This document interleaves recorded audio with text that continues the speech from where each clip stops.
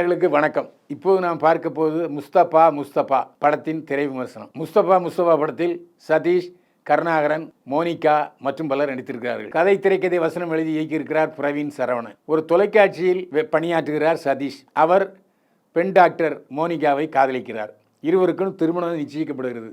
இந்த சூழ்நிலையில் மோனிகா சரவணன் வேறொரு பெண்ணோட படுக்கையில் கச்சமஜா பண்ணுறது பார்த்துடுறாரு. இதனால் இருவருக்குள் காதல் பிரேக்கப் ஆகிறது. அதுக்கப்புறம் அந்த வீடியோவை அகற்றுவதற்கு முயற்சி செய்கிறார் சதீஷ். மோனிகா திருமணம் நடந்ததா இல்லையாங்கிறத கொஞ்சம் கலாலப்பாக சொல்ல முயற்சித்திருக்கிறார் பிரவீன் சரவணன். கொஞ்சம் கலாலன்னு இருக்குது, கொஞ்சம் போரடிக்குது, கொஞ்சம் இழுவையாக இருக்குது.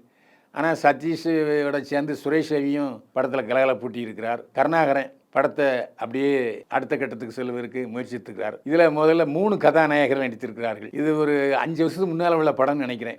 ஏன்னா இப்போ கருணாகரன் இப்போ தனியாக சோலோ ஹீரோவெல்லாம் நடிக்க ஆரம்பிச்சிட்டாரு. இருந்தாலும் இளைஞர்கள் பிடிக்கிற வகையில் பிரவீன் சரவணன் ஒரு முயற்சி எடுத்திருக்கிறார். அவருடைய முயற்சிக்கு நம்முடைய ஆதரவை தெரிவிச்சுக்கலாம். முஸ்தபா லேசாக கலகலப்பு, கொஞ்சம் போரு, கொஞ்சம் தூக்கம் கலந்த படம் தான். இந்த மாதிரி வெயில் நேரத்தில் ஒரு ஏசி தியேட்டரில், மால் தியேட்டரில் போய் நீங்கள் முஸ்தபா படத்தை கண்டுகளிக்கலாம். பைல்வான் பார்வையில் முஸ்தபா படத்துக்கு 100க்கு 37 மதிப்பெண்கள். மீண்டும் சந்திப்போம்.